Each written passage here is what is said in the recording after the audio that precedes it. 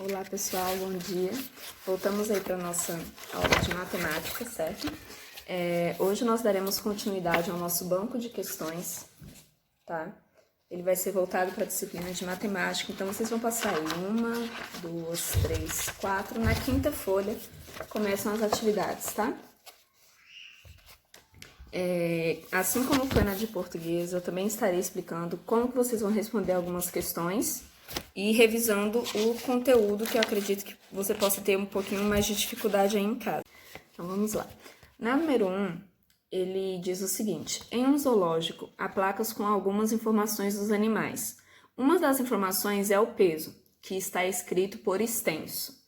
Use algarismos para representar o peso de cada animal. Então, vamos voltar um pouquinho aí no conteúdo. O número escrito por extenso é como nós escrevemos ele da forma que falamos, certo? Por exemplo,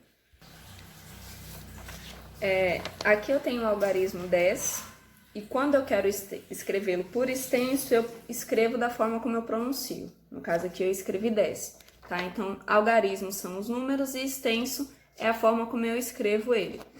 Só que aqui na atividade é o contrário. O número vem escrito por extenso, tá? Por exemplo, a girafa pesa 420 quilos. Então, vocês vão pegar esses 420 que estão escrito extenso e vão transformá-los nos algarismos para poder preencher os quadradinhos. Lembrando que é cada número, cada algarismo dentro de um quadradinho, tá? Então, por exemplo, 420, 139, 525, 280. Cada número dentro do seu quadradinho, dentro da sua ordem, tá? Do valor de posição. Na número 2, ele diz o seguinte: Carlos e Lucas foram brincar e viram que a casa de Gustavo tinha uma placa com um número identificando. Daí tem o número 823 nessa placa, certo? Daí ele vem aqui com 5 alternativas, né? 5 questões para você responder através da casinha do Gustavo. A primeira é: escreva por extenso o número da casa do Gustavo. Escrever por extenso é basicamente o que tem na número 1 que eu expliquei para vocês, tá? Que vocês têm um número em algarismo e aí escrever por extenso vocês vão escrever da forma como você lê esse número. Na letra B, ele pergunta: quantos algarismos há nesse número? Algarismo são números. Então, por exemplo, se o algarismo é o número e aqui eu tenho o número 10, quais são os algarismos que eu tenho? 1 e 0. Então, quantos algarismos eu tenho nesse número? 2. Porque eu tenho 2 números diferentes, então eu tenho 2 algarismos. Daí vocês vão parar para analisar quantos algarismos tem no número 823. Letra C. Em que ordem está o algarismo 8? D. E o algarismo 3? Daí é que agora eu vou trazer uma exemplificação para vocês utilizando o quadro valor de lugar, tá? Então vamos lá. Gostaria que vocês lembrassem comigo da estrutura do quadro valor de lugar. Unidade, dezena e centena, certo? Então aqui eu tenho primeira, segunda e terceira, isso aqui são as ordens dos números, tá? Eu vou utilizar esse primeiro, segundo e terceiro para identificar a posição do número, se ele é o primeiro que nós vamos utilizar, se é o segundo, se é o terceiro, tá? Lembrando que a classificação dessa ordem sempre começa pelo menor valor posicional, no caso, seria a unidade. Unidade, dezena, centena. O que é a unidade? Os números que vêm sozinhos, que representam unidade. 0, 1, 2, 3, 4, 5, 6, 7, 8, 9. Chegou no 10, já vem para a dezena. 10, 20, 30 e assim sucessivamente até chegar na centena, que já é a partir do 100. Ok? Então, eu tenho aqui no meu exemplo o número 728.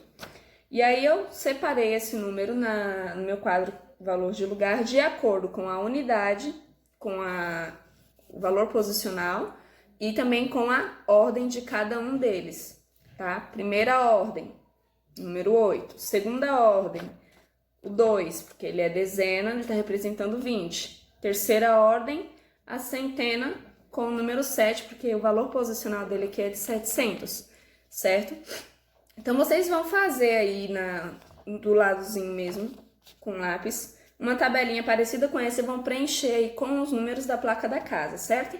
Depois, na letra C, ele pede para vocês identificarem em qual ordem estão os algarismos. Então, por exemplo, eu quero saber em qual ordem está o meu algarismo 7. O meu algarismo 7 está na terceira ordem. Daí vocês vão fazer essa análise no número de vocês. Na letra E, ele pede para vocês fazer a decomposição desses algarismos. A decomposição nós já estudamos, nas 2 últimas aulas, inclusive, fizemos decomposição. Vou estar fazendo a decomposição desse número da maneira mais prática, que é a que nós utilizamos na sala de aula, e aí vocês também podem estar aplicando na atividade de vocês, tá? Daí aqui eu fiz a minha decomposição, que seria 700 mais 20 mais 8, 728. Essa é a decomposição do meu número, que vocês podem estar seguindo como modelo para responder a letra E da número 2 de vocês. Na número 3, ele pede para vocês seguirem as dicas, tá? Para poder descobrir qual é o número da casa da Ana, da amiga da Ana, né? Que ela está indo visitar. Daí vocês vão observar aqui. É um número que possui 3 algarismos, ou seja, na estrutura desse número, ele possui 3 números, assim como o número 728, por exemplo. A segunda dica dele é que na segunda ordem tem o algarismo 7, ou seja, a minha segunda ordem é a dezena, então nessa dezena tem que ter o número 7, tá? Na primeira ordem, ele tem o algarismo 9. Qual é a minha primeira ordem?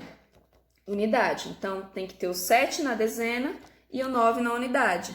E o número 5 vem na casa da centena. Então, você vai seguir as dicas para poder descobrir qual é o número da casa da amiga da Ana, tá bom? E aí, vocês vão circular essa casa.